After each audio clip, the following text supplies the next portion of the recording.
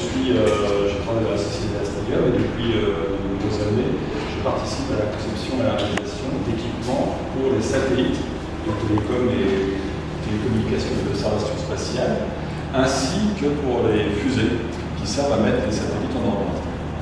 Puisque pour fabriquer ces satellites et ces fusées, il faut mettre en œuvre des matériaux et optimiser les méthodes de fabrication pour les rendre les plus légers possibles, évidemment, les plus rapides à fabriquer et les moins coûteux possibles, comme nous tous, nous cherchons à faire des économies.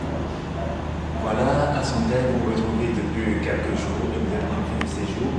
À Sondel, vous avez eu à prendre part donc, à une formation initiée par Astérium au profit des techniciens du centre.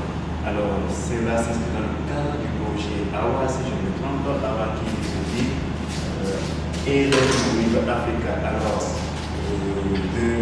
qu'est-ce que nous pouvons dire par rapport à ce projet? Alors, le projet ALM aux Africa est basé sur la promotion d'une nouvelle technique de fabrication. Une technique de fabrication que nous développons, que nous mettons en place pour nos équipements spatiaux dont je viens de vous parler.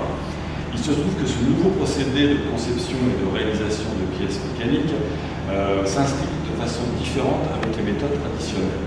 Traditionnellement, quand on veut faire une pièce mécanique, on part d'un bloc de métal et on va retirer de la matière avec des machines-outils, ou alors on va prendre des pièces existantes, on va les souder et on va retirer la matière.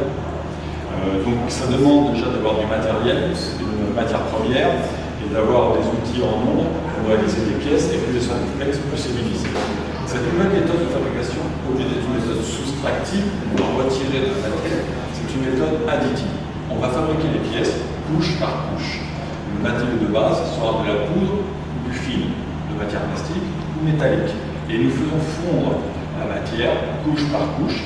Une couche est fondue, la seconde couche vient se fondre à la première, suivant un programme qui reproduit la forme de la pièce.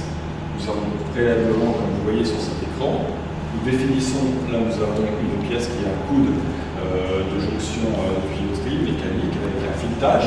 Nous avons défini un fichier de points qui représente la pièce que nous voulons réaliser. Et couche par couche, aujourd'hui on voudrait la faire sur un procédé conventionnel, on prendrait un bloc, il faudrait creuser à l'intérieur, si elle est en métal, si elle est en plastique, il faudrait approvisionner un moule en métal dans lequel on aurait creusé pour pouvoir injecter la matière plastique.